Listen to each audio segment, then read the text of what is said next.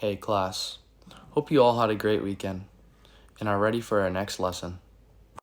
Today we're going to talk about static electricity.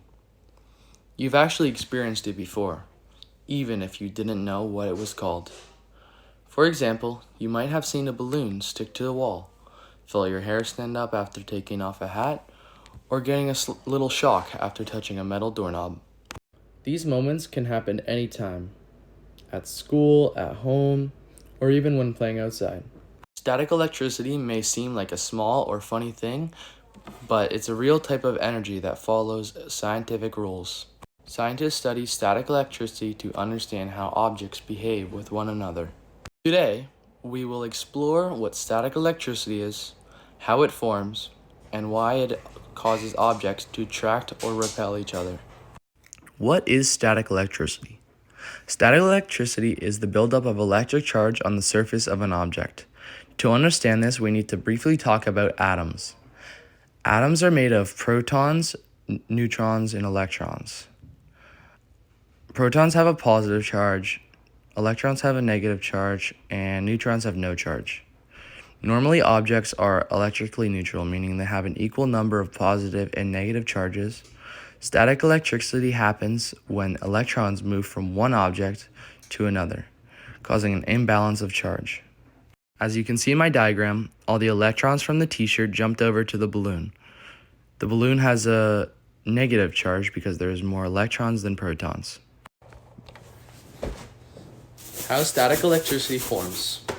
Static electricity often forms when two objects are rubbed together. When this happens, electrons can transfer from one object to the other. The object that gains electrons becomes negatively charged, while the object that loses electrons becomes positively charged. Attraction and repulsion. Charged objects interact in specific ways. Opposite charges attract and like charges repel. This explains why the balloon sticks to the wall. The negatively charged balloon attracts the neutral wall by pulling positive charges closer to its surface. The two balloons here that are both positive are repelling from each other because they have alike charges. Static discharge is the sudden release of built-up electricity. It happens when electric charges collect on an object and quickly move to another object. A common example of this is walking across a carpet then touching a metal doorknob. As you walk, your body collects electricity.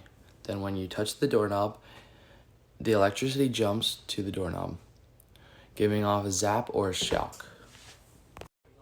Static discharge is usually harmless to people, but it can cause harm to electronic devices like computers or phones.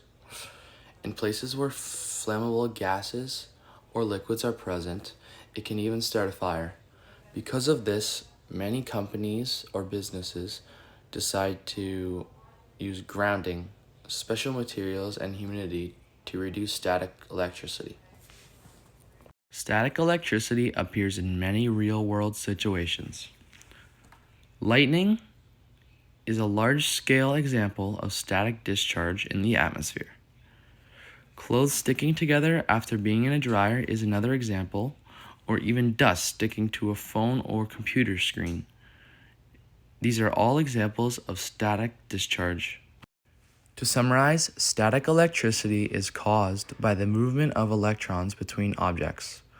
This may seem simple, but it plays an important role in both everyday life, like your phone screen, or even doing your laundry, and even natural events like lightning. That's it for today, class. Hope you enjoyed learning about static electricity and how it works all around us. Thank you for watching, and see you next week for our next lesson.